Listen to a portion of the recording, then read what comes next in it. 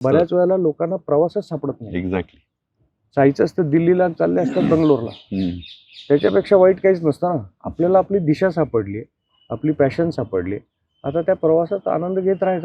कॉलेजला गेल्यानंतर एक टिपिकल कॉलेजच्या वयामधलं जे लिखाण असतं ते म्हणजे प्रेमपत्र वगैरे असं काही नाही, लिहिली आहे. फार नाही, लेखक असल्यामुळे काय होतं, शब्दाशी खेळायला जमतं. बरं.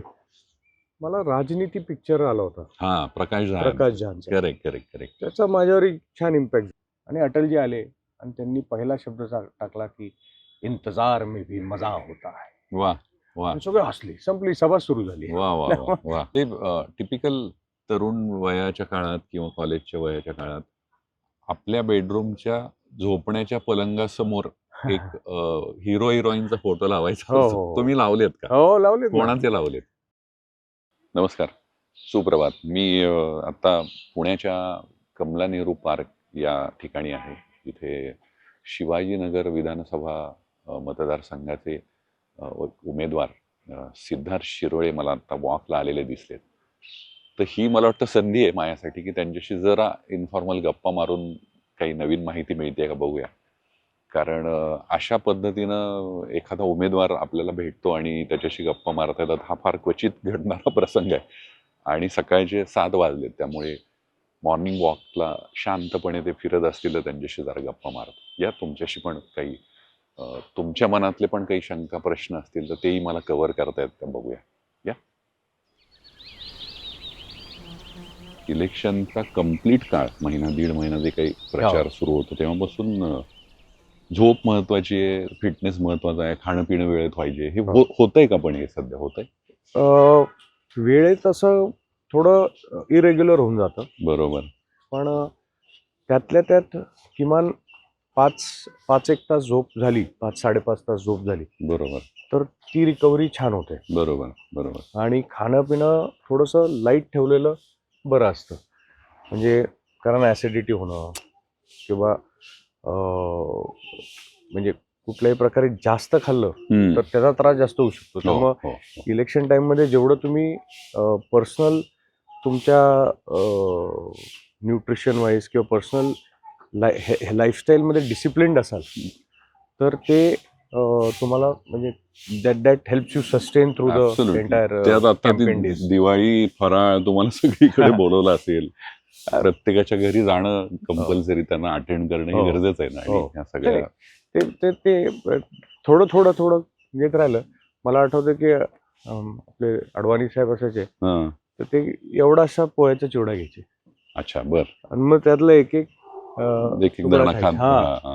आणि सगळीकडे थोडं थोडं घ्यायचे. त्यामुळं त्याच्यामध्ये सुद्धा इम्प्रोव्हायझेशन करता येतं. म्हणजे त्याच्याने ताण नाही घ्यायचा, पण थोडं थोडं तुम्ही समजा सगळीकडे अगदी थोडंसं जरी घेतलं तर मग काही अडचण येत नाही, लोकांना पण आवडतं आणि आपलं पण काम होऊन जातं. Correct correct. मला सांगा, तुमची शाळा कुठली? मी विद्याभवनला शिकलो. अच्छा. म्हणजे 10th पर्यंत मी विद्याभवनला होतो. बर बर. त्यानंतर 11वी-12वी मी सायन्स घेतलं आणि फर्ग्युसनला मी सायन्स केलं. अच्छा अच्छा. त्याच्यानंतर 12वी नंतर मी इंजिनिअरिंग केलं SSPMS कॉलेजमध्ये. Fantastic fantastic. इंजिनिअरिंग कुठलं डिपार्टमेंट? मेकॅनिकल इंजिनिअरिंग केलं. आणि मग 2000 मध्ये एज्युकेशन माझं इंजिनियर झाल्यावरती मात्र एज्युकेशन थांबवलं. पण मग आता तेवढं इंजिनिअरिंग झाल्यानंतर असं, अर्थात घरात तुमचे वडील पण मोठ्या पदावर असल्यामुळे, पक्षाचं काम करत असल्यामुळे तुम्हाला ती लहानपणापासून सवय असेल. साधारण या करिअरमध्ये जायचं असेल, एक्सप्लोर करायचं असेल तर काय करावं लागतं, तर ती तयारी लहानपणापासून करून घेतली होती का? तुम्हाला आवड होती राजकारण? मला आवड नव्हती अजिबात.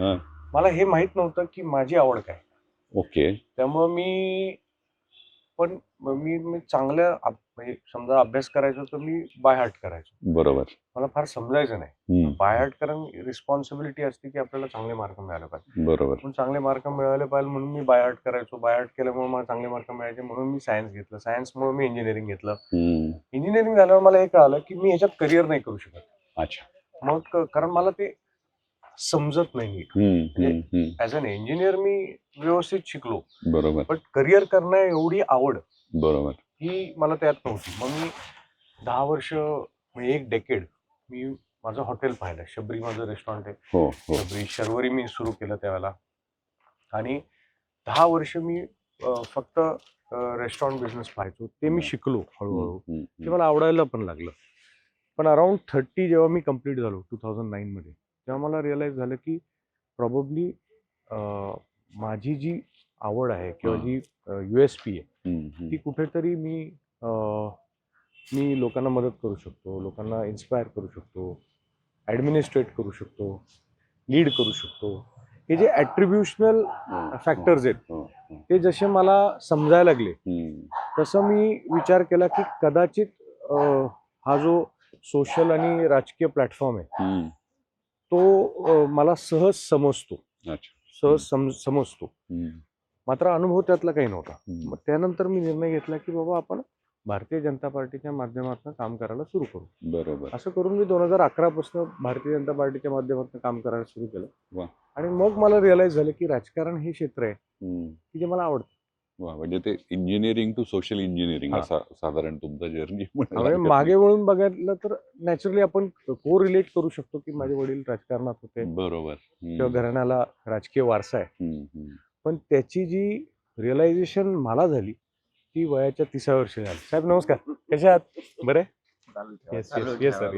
रोज पाहतोय मी आणि शेअर करतो. येस थँक्यू साहेब, थँक्यू. तुमच्यापेक्षा मला आनंद जास्त हो, थँक्यू. लकीली वेट झाली आज. येस नाही. आजच्या दोन्ही न्यूज शेअर केले. ओके, एक सेल्फी काढतो. हो नाही आहेत.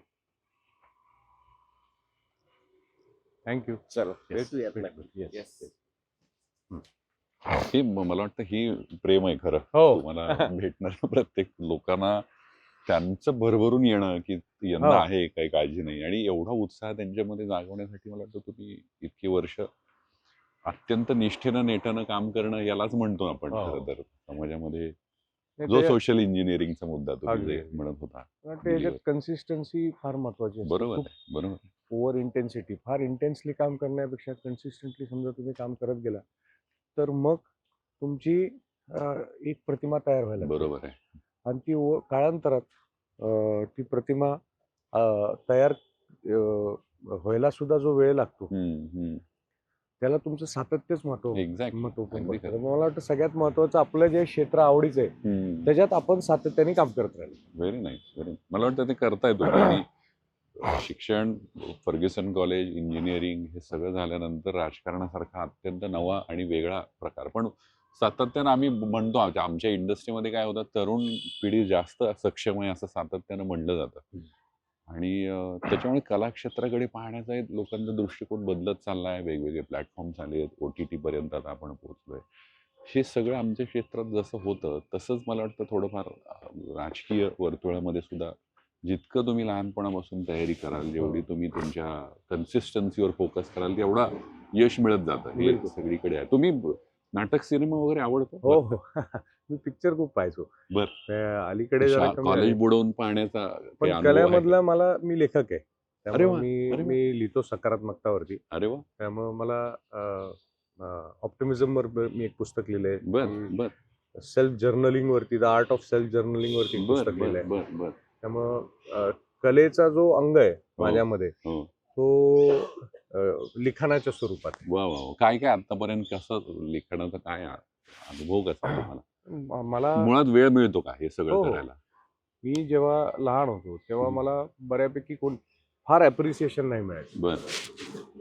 त्यामुळं नॅचरली आपण जेव्हा टीन्स मध्ये असतो तेव्हा आपल्याला इन्फिरियरिटी कॉम्प्लेक्स वाटतो. बरोबर. आपण चांगले आहोत की नाही, आपल्याला जमेल की नाही, येईल की नाही. बरोबर. पण त्यावेळेला 4 लोकांना विचारण्यापेक्षा मी असा विचार केला की आपण तेव्हा पुस्तकाच्या माध्यमातून आपण थोडा पुस्तकं कसं शांतपणे आपल्याला वाचता येतात आणि ते बोलत नाही. बरोबर. पण आपल्याला त्यातनं खूप घेता येतं. बरोबर. म्हणून मला बुक स्टोर्स मध्ये जायची सवय लागली आणि मी सेल्फ हेल्प मोटिवेशन वरती बरेचसे पुस्तकं घ्यायचो. अरे वा. तो जो दशक होता 20 वर्षाचा असतो ते 30 वर्षाचा असतो, मी खूप पुस्तकं वाचली.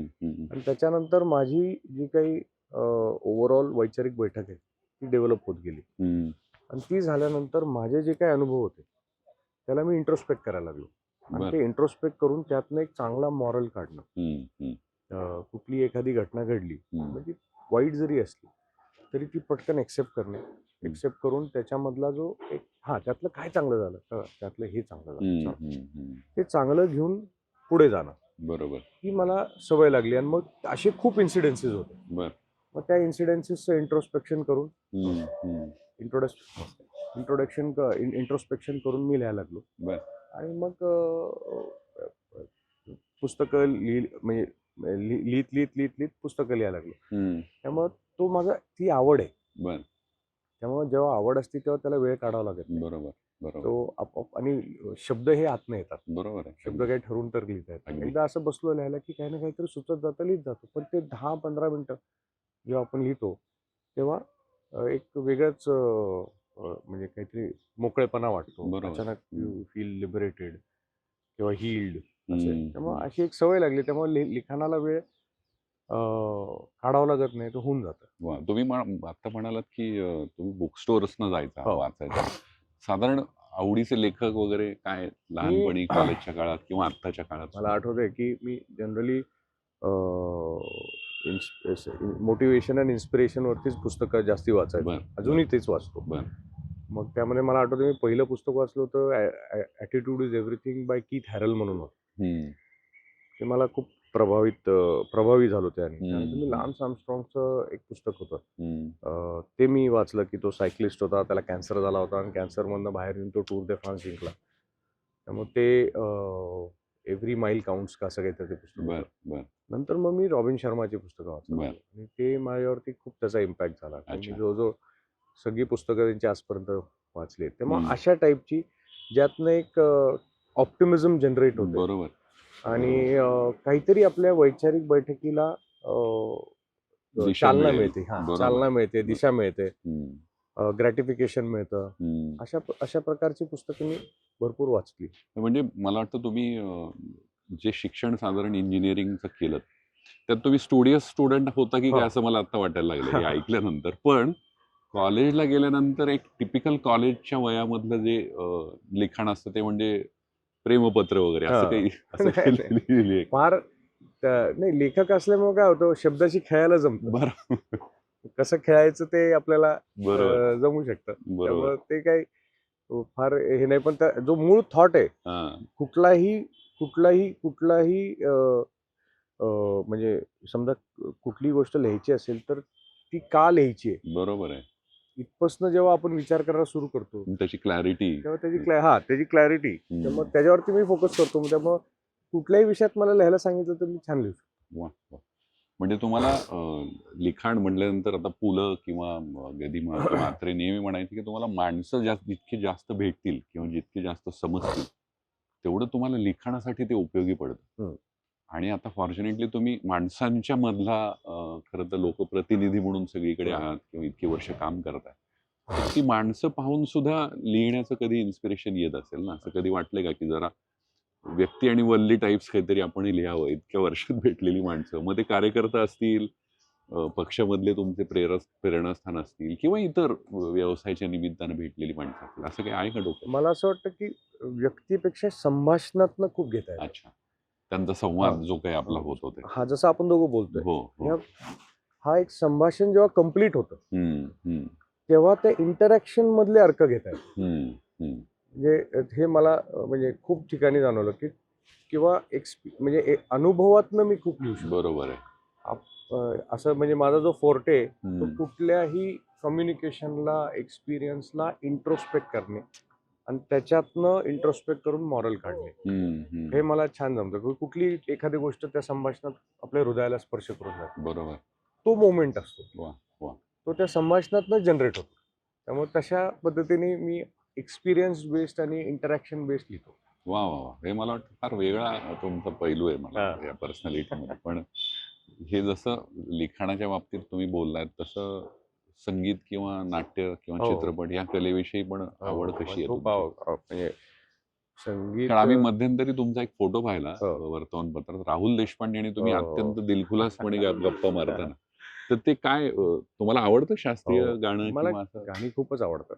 म्हणजे बऱ्याच टाईपची, म्हणजे नॅचरली मी 90s 80s 79ला बॉर्न असल्यामुळे जेव्हा गाणी कळायला लागली तेव्हा मी साधारणतः म्हणजे 95-96च्या एरामधली गाणी, टुवर्ड्स अशी गाणी मला जास्ती आवडते. म्हणजे बॉलिवूडची गाणी मला जास्ती म्हणजे कुमार शानू एरा म्हणायला हा म्हणजे तिथनं सुरुवात झाली. हा करेक्ट आहे. आहे. ते कोयला पिक्चर वगैरे उदित नारायण करेक्ट वगैरे अशी करेक्ट. ती तेव्हा आवडायची. पण नंतर नंतर तीच मला बेसिकली बॉलिवूडकडे माझं जास्ती ओढ पहिले होता. हो ते जे पिक्चर्स मधली जी गाणी यायची आणि त्याच्यातला जो थोडासा म्हणजे अरिजित सिंग असेल किंवा मोहित चव्हाण असेल अशा टाईपची जी गाणी आणि नंतर नंतर ती अकॉस्टिक कडे वळाली. हळूहळू जे आजकाल आता खूप युट्यूब वरती अकॉस्टिक गाणी येतात. बरोबर. सटल त्याच गाण्याचं जे जेव्हा ते हे cover song cover song candid सगळं मग सिंगिंग. ते फार आवडायला लागलं. आणि मग मध्यंतरी मी राहुल देशपांडेंच्या कॉन्सर्ट एक अटेंड केला होता प्रॉब्ली 2012च्या आसपास. ओके. सॉरी 17च्या आसपास. अच्छा. आणि त्यावेळेला मी मग जी ती क्लासिकल मराठी म्युझिक आहे ते त्याच्या मुखातनं जे ऐकलं मी त्यानंतर मग मला ते फारच आवडायला लागलं. आणि अलीकडच्या काळात मी राहुल देशपांडे स्पेसिफिकली जेव्हा ऐकतो तर त्याचे जे फ्युजन आणि तो ते म्हणजे खेळतो तो अक्षरशः त्यामुळे ते मला म्हणजे फार प्रेरित करतं. तेव्हा संगीत हे आवडतंच, फक्त त्याचा जो फॉर्म आहे तो असा बदलत गेला. बरोबर. आणि आज मागे वळून बघतो तेव्हा सुरू झालं पार कुमार सानूपासून अगदी आणि आता आलंय राहुल देशपांडे. वा वा. म्हणजे तो आतापर्यंतच्या सगळ्या इव्हॉल्व्ह होत जाणाऱ्या प्रत्येक क्षेत्रातला संगीत सुद्धा जसं बदललं तसा तो तुम्ही आवड जपत आलाय त्या एराची. ही फार चांगली तुमची क्वालिटी आहे मला वाटतं. मला सांगा, संगीत म्हटल्यानंतर बॉलिवूड ते शास्त्रीय संगीत, भावगीतं, नाट्यगीतं, भक्तिगीतं हा महाराष्ट्राचा आणि पुण्याचा अत्यंत मोठा सांस्कृतिक वारसा आहे. आणि म्हणजे लहानपणापासून पण तुम्ही अशा कधी आईवडिलांबरोबर गेलेले किंवा आपला वसंतोत्सव तरी 2000 दशकानंतर आला, त्याच्या आधी सवाई महोत्सव आपल्याकडे होतो, तर त्याची सुद्धा पार्श्वभूमी खूप मोठी आहे पुणे शहरात. ते तुम्ही पाहिलं असेल किंवा कदाचित आवड वेगळी होती, वय लहान असल्यामुळे आपल्याला तेवढं समजत नसतं म्हणून.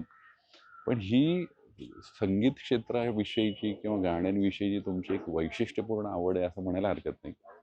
तशी नाटक हा पण एक पुणे संस्कृतीचा फार महत्वाचा मुद्दा आहे. तर त्याच्याविषयी बालगंधर्व मी बालगंधर्वलाच सगळी नाटकं पाहिली. आणि त्यावेळेला अनेक नाटकं मी तिथे बालगंधर्वला पाहायचो. आणि आज जेव्हा मी विचार करतो तेव्हा तो जो लाईव्ह परफॉर्मन्स असतो, आता अनेक सिनेमे पाहिले, आता जी काही वयाच्या 45व्या वर्षी साधारणतः मला असं वाटतं की जो थ्रिल आणि जो लाईव्हनेस त्या नाटकाच्या परफॉर्मन्स मध्ये असतो तो ऑ इन्स्पायरिंग आहे. प्रश्न. आणि त्यामुळे आता उलट माझी अशी इच्छा आहे, म्हणजे बऱ्याच गोष्टी आपण ज्या केलेल्या असतात ना त्याचं कुठेतरी रॅशनलायझेशन एकदा आपल्याला लक्षात आलं, बरोबर, की आता हे भरपूर झालं, मग ती ओढ निर्मित होते की आपण आता काय बघायचं. त्यामुळे भविष्यात मला असं वाटतं की मी खूप नाटकं बघेन. वा वा.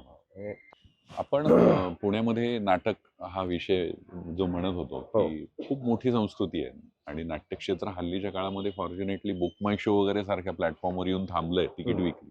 ही मोठी गोष्ट आहे आणि ती आवड तुम्ही जपताय ही मला वाटतं की येणाऱ्या पुढच्या पिढीसाठी पुण्यातनं असं भरपूर काय काय नव्या गोष्टी करण्यासाठी म्हणून प्रोत्साहन देणारे तुमच्यासारखे आम्हाला लोकप्रतिनिधी हवेत. आमच्या क्षेत्राची ती गरज आहे म्हणून हा तुम्हाला. नाही, तुम्ही जे काम करता ना त्याचा इम्पॅक्ट कधीतरी होतो हे मला तुम्हाला सांगायचं. हे माझ्यावरनं समजून घ्या ना की जे आपण सातत्याने काहीतरी करत राहायला, आपलं जे पॅशन आहे ते मांडत राहायला. बरोबर. अनेक पावसाळे आपण सुद्धा आपल्या आयुष्यात या क्षेत्रातले पाहिलेत आणि त्याचा इम्पॅक्ट हळूहळू समाजामध्ये पर्क्युलेट होतो, मग तो समाजातनं पुढच्या पिढीकडे जातो. बरोबर. त्यामुळे ही पण तुम्ही कन्सिस्टंट करण्याचा एक इम्पॅक्ट आहे की जी काही इम्प्रेसिव्ह प्लॅटफॉर्म्स आहेत आणि नाटकासारखे किंवा आपली जी संस्कृती आहे त्याच्यामधनं जे काही हा आर्ट निर्मित झालाय हा एक रिफॉर्मेटिव्ह प्लॅटफॉर्म. बरोबर आहे. सो माणसाची जर्नी इम्प्रेसिव्ह कडनं रिफॉर्मेटिव्ह कडे जाणं हा सुद्धा एक प्रवास असतो. त्यामुळे रिफॉर्मेटिव्ह लोकांनी त्यांचं काम चालू ठेवलं तर कधी कधी जे इम्प्रेसिव्ह कडे वळणारे असतात ते आपण रिफॉर्मेटिव्ह कडे. नक्कीच अगदी बरोबर. पण जरा फ्रेश हवा आता बरं वाटते पुण्यात. थंडी सुरू झाली, थंडी छान वाटते, चांगली वाटते. पहिल्यांदाच निवडणुकी दिवाळी नंतर आली. बसूया 2 मिनिट. आपण खरं तर एवढ्या मध्य पुण्यामध्ये आहोत किंवा तुमचा शिवाजीनगर विधानसभा मतदारसंघ आहे आणि बालगंधर्व सारखं एक फार उत्तम रंगमंदिर या प्रभागानं दिलंय, जिथं खूप मोठा इतिहास आहे. केशवराव भोळ्यांपासून बालगंधर्वांपासून प्रत्येकाच्या आठवणी तिथं जाग्या होतात त्या तिथे गेल्यानंतर. हे आमचं जे नाट्यकला क्षेत्र आहे ना सर, त्याच्यामध्ये नाटकांमध्ये किंवा चित्रपटांमध्ये राजकीय कथानक लिहिण्यासाठी आमच्या सारख्या लेखक दिग्दर्शकांना फार प्रचंड मजा येते. आणि कारण त्यात असं म्हणतात की त्यात खूप नाट्य आहे, त्याच्यामध्ये लोकांना आवडणाऱ्या गोष्टी आहेत. याचं कारण कदाचित लोकांना माहिती नसणारं बरंचसं घटनाक्रम घडत असतो, जो सामान्य लोकांना माहित नसतो. म्हणून आम्ही ते नाट्य आणायचा प्रयत्न करतो. कधी कधी अभ्यास करतो, कधी कधी ऐक्यू माहितीवर लिहितो. तुम्हाला असा आतापर्यंतच्या तुमच्या कला आणि नाट्य आवडीच्या बाबतीतला आवडलेला सिनेमा किंवा नाटक जो राजकीय विषयावर आधारित आहे, असं काही आठवतोय का? मला राजनीती पिक्चर आला होता. हा, प्रकाश झा. करेक्ट. त्याचा माझ्यावर एक छान इम्पॅक्ट झाला. बर म्हणजे पिक्चर मध्ये बरेचसे चांगले हे आहेत, पण त्यामध्ये तो जो नाना पाटेकरचा जो रोल केलाय, मला वाटतं तो फारच सुंदर असा रोल केला. त्यामुळे त्या पिक्चरचा मला एक माझ्यावरती प्रभाव खूप झाला. मी तो वारंवार बघतो आणि तो असा खूप त्याच्यात शिकण्यासारखं काही जे काही त्याच्यातले जे डायलॉग्स आहेत, जो थॉट प्रोसेस आहे, ज्या पद्धतीने तो ज्या कॅनव्हासला घेतलाय, एकदमच तो नॅचरल घेतलाय. तर मग त्या एक पिक्चरचा मला राजकीय, मी अनेक पिक्चर बघितले असतील, त्यातला तो मला बरोबर. मराठी मधला काही आठवतंय? नाही, मराठीमध्ये विशेष सिंहासन सिनेमा सिंहासन मी असा पाहिलाय, पण तो असा पूर्ण असा नाही पाहिला. पण कारण मी परत तेच मी जेव्हा सांगतो ना की 95-96 आणि त्यावेळेचा जो काळ होता, आणि त्यावेळेला बॉलिवूड पिक्चर बघायची एक सवय होती. बरोबर आहे. आणि मग आता अलीकडे मग मराठी पिक्चर मी खूप पाहिला, अनेक पिक्चर बघलो, पण राजकीय असा स्पेसिफिक बघितला असेल तर मी वारंवार बघितला असेल तर तो राजनीती. वा. नाही, आणि हिंदीचा प्रभाव असून लहानपणापासून नंतरच्या काळामध्ये मराठी शास्त्रीय संगीत ऐकण्याची आवड निर्माण होणं ही इतकी मोठी, मला वाटतं, तुमची जर्नी आहे. त्याच्यात कलाक्षेत्र आवडीचं आपल्या आहे हे कळण्यासाठी तेवढा वेळ द्यावा लागतो. मुळात तुमचं इतकं व्यस्त शेड्यूल असतं राजकीय सगळ्या कारकिर्दीमध्ये, कामामध्ये, तरीही आवर्जून ह्या कलाकाराचा सिनेमा पाहावा किंवा नाटक पाहावा असा कुठला कलाकार तुमच्या मराठीतला आणि हिंदीतला मला आवडेल जाणून घ्यायला? मला मराठीमध्ये सुबोध भावे, बर, मला त्याचं एकंदरीतच ते रसायन छान वाटतं, चांगलं वाटतं, वेगळं आहे. म्हणजे आणि अगेन आपल्या पुण्याचा आहे, तो एक वेगळा इमोशनल, म्हणजे त्याचं एक वेगळं जे काही तो त्याला तो सिनेमॅटिक मॅच्युरिटी आहे आणि एव्होल्युशन पण मी बघतो. बरोबर आहे. त्यामुळं त्याचं एक मला खूपच आवडतं. आणि हिंदीमध्ये मला अजय देवगण आवडतो. अरे वा. मग तो पहिल्यापासून मला त्याचे पिक्चर बघायला फार आवडतात. वा. आणि थोडा ऍक्शन हिरो, तो पण असा इव्हॉल्व्ह झाला ऍज अ ऍक्टर. त्याचा प्रवास बघितला तर तो कुठला आपला पहिला तो त्याचा तो फुलर काटे आला होता, फुलर काटे 2 बुलेटवर पाय ठेवून तो जातोय, आणि आज आपण त्याला मला वाटतं 30 वर्ष झाले असतील आता. आणि आज आपण जेव्हा सिंगम बघतो, कितवा सिंगम आहे, पण तरी अजून तो तसा आहे, ती इंटेन्सिटी आणि जे वेगवेगळे एव्होल्युशन ॲज अन ऍक्टर मला त्याच्यातलं छान आवडतं. ते दोघं असे ऍक्टर्स मला फार वेगळे वाटतात. बरोबर. ते टिपिकल तरुण वयाच्या काळात किंवा कॉलेजच्या वयाच्या काळात आपल्या बेडरूमच्या झोपण्याच्या पलंगासमोर एक हिरो हिरोईनचा फोटो लावायचा. तुम्ही लावलेत का? हो, लावलेत. कोणाचे लावलेत? म्हणजे त्यावेळेला मला शाहरुख खान आवडायचा, अजय देवगण आवडायचा. हे दोघं तर मला आवडायचेच. तेव्हा मी 95-96 मधलीच गोष्ट आहे साधारणतः. त्यामुळे ते नक्कीच माझ्यावरती त्यांचा एक प्रभाव असायचा. आणि नायिकांमध्ये त्या काळामध्ये अर्थात तेव्हा सगळ्यात पॉप्युलर ह्या माधुरी दीक्षित होत्या. त्यामुळे त्यांचा एक वेगळाच वलय होता. त्यांची त्या म्हणजे नॅचरली तेव्हा खूपच पॉप्युलर होतं. आणि मराठीतून हिंदी करिअर करणं, ज्या काळामध्ये मराठी व्यक्तीला हिंदीमध्ये प्रवेश करणं फार कठीण होतं, त्यावेळी त्यांनी सुभाष घईंची एक पिक्चर मी खूप बघायचो. कर्मा पिक्चर मला फार आवडायचं. नाही तो किती वेळा बघितला असेल मला आठवत नाही. कर्मा हा खूप वेळा पाहिला, हिरो खूप वेळा पाहिला. नाही. सुभाष घाईंचं पण पिक्चर मला फार आवडायचे. वा. त्यामुळे ज्या पद्धतीने ते सगळा तो जो सगळा ड्रामा आणि तो सगळा हे उभा करायचे, त्याचे एक माझ्यावरती खूप छाप पडायची. पण कर्मा हा एक पिक्चर आहे जो मी अनेक अनेक वेळा पाहिलाय. आणि त्याच्यात दिलीप कुमार असेल किंवा अनुपम खेर, असं एकदम एकदम ते डॉक्टर डँग डॉक्टर वगैरे डँग. होता. अजून ते डायलॉग आहेत आठवतात हो आणि ते आठवतात अजूनही खरंय, डायलॉग. खरंय. त्यामुळे असे खूप पिक्चरच्या मेमरीज आहेत. पण आता हे प्रखरशनी मला कर्मा हा पिक्चर फार आवडतो वा. आणि आठवतो. आज सुद्धा बघायला बसलो तर छान वाटतं बघायला.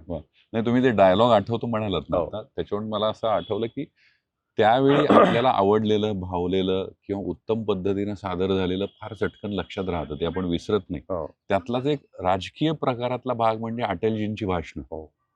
ती सुद्धा आजही आपल्याला ते हो. शब्द आठवतात, आजही आपल्याला डायलॉग आठवतात. मला नीट आठवतंय. हां, 98 ची इलेक्शन होती. हां, मला वाटतं कलमाडी साहेब उभे होते हां. विरुद्ध विठ्ठल तुपे. आणि त्यावेळेला भाजपनी कलमाडी साहेबांना पाठिंबा दिला होता. हो. आणि त्यांची सभा होती फर्ग्युसन कॉलेजला. बरोबर. आणि अटल बिहारी वाजपेयी साहेब हे प्रचाराला येणार होते. मला वाटतं 4:30-5ची सभा असेल बहुधा. आणि अटलजी उशीर झाला आणि ते स्टेजवरती 8 वाजता आले. आता सगळे साधारणतः खूप वेळ लोक थांबले होते. आणि आता नॅचरली अटलजींची अँटिसिपेशन होती, पण उशीर पण खूप झाला होता. आम्ही विचार करत होतो आता काय काय काय बोलणार अटलजी. थोडे थकले होते सगळे. आणि अटलजी आले आणि त्यांनी पहिला शब्द टाकला की इंतजार में भी मजा होता है. वा वा. सगळे हसले. संपली, सभा सुरू झाली. वा वा वा वा. कुठेतरी एखादा लेखक असतो तो आणि एखादा नेता असतो. लेखक आणि नेत्याचं कॉम्बिनेशन कसं काय एका मोमेंटला ट्रान्सफॉर्म करू शकतो. आज जवळजवळ त्याला 24 वर्ष झाले. मला अजूनही तो आवाज की तो क्षण अजून नीट आठवतोय. वा वा वा. त्यामुळं हा इम्पॅक्ट आहे. हा इम्पॅक्ट आहे वा लेखनाचा. बरोबर. नाही आता तुम्ही हा मुद्दा सांगताना फार महत्वाचा एक गोष्ट बोलून गेलात की लेखक असणं आणि ते मांडता येणं.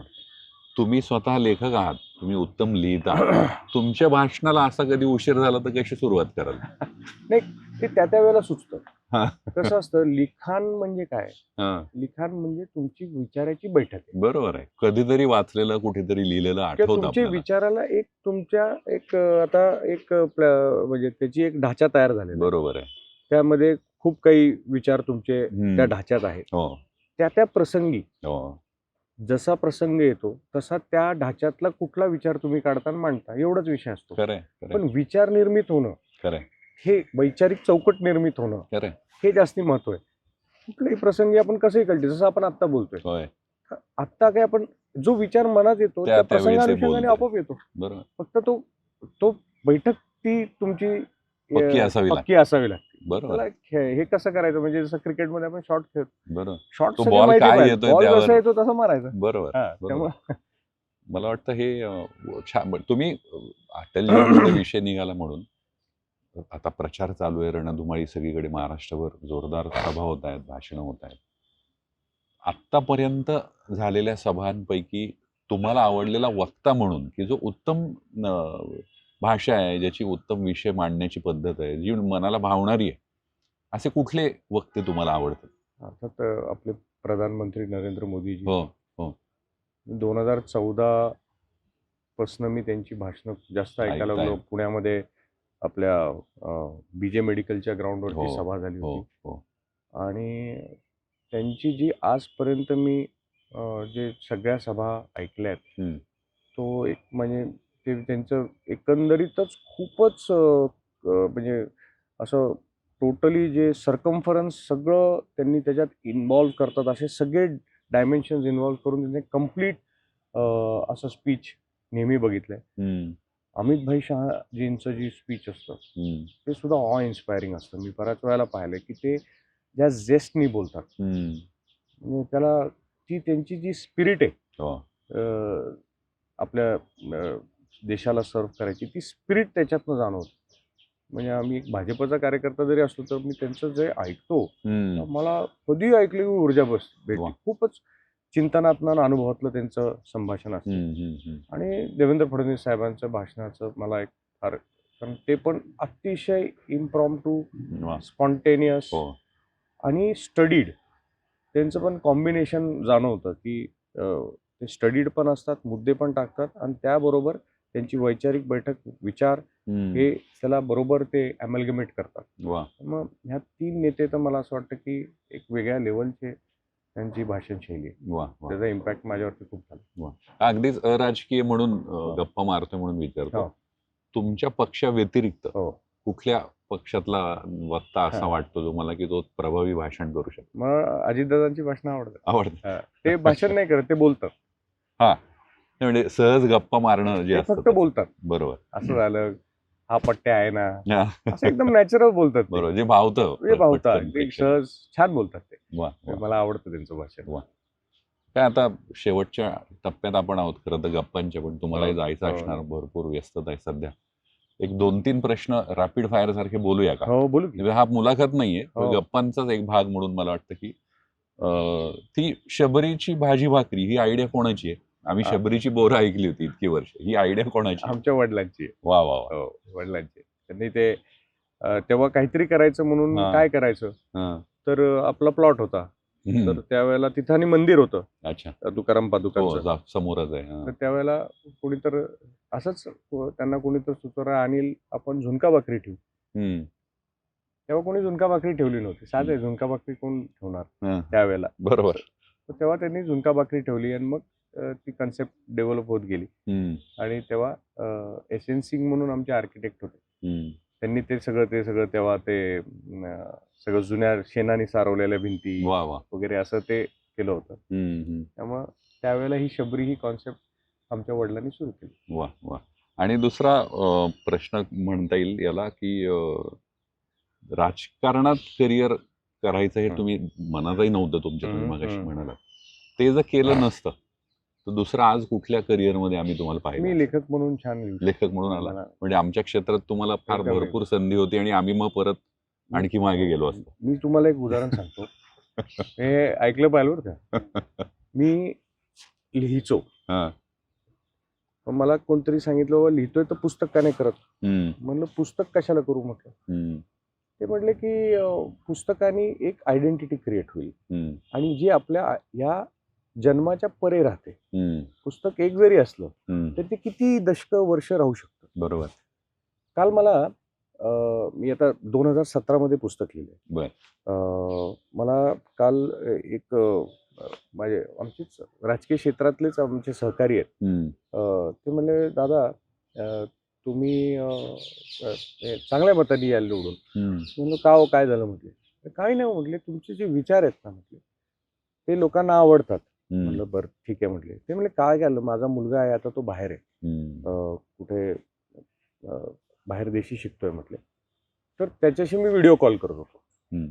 व्हिडिओ कॉल करता करता त्याच्या शेजारी एक मुलगा होता, श्रीलंकन मुलगा होता. त्याच्या हातात ते येलो कलरचं पुस्तक होतं.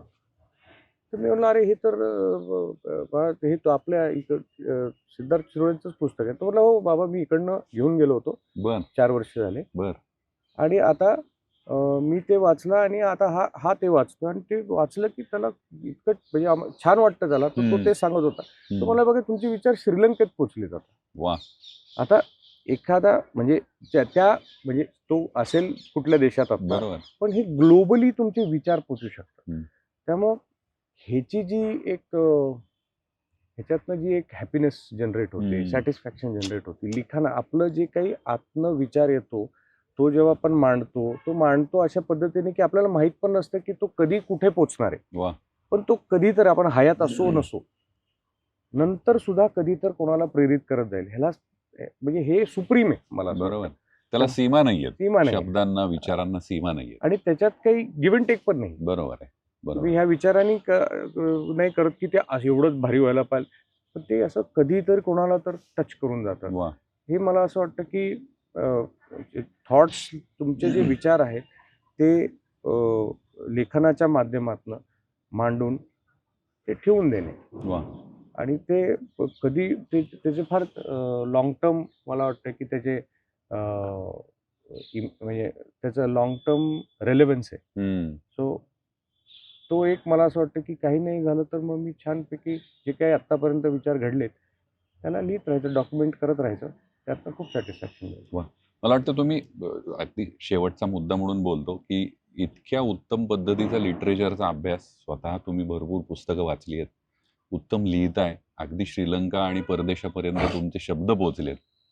आता या प्रभागाच्या निवडणुकीच्या माध्यमातून इथल्या लोकांचे प्रश्न घेऊन तुम्ही लवकरच विधानसभेत जाणार आहात, तर या प्रभागाचं मंत्रिमंडळात नेतृत्व करताना दिसणार का? नाही, आम्हाला फार उत्सुकता आहे त्या बाबतीत.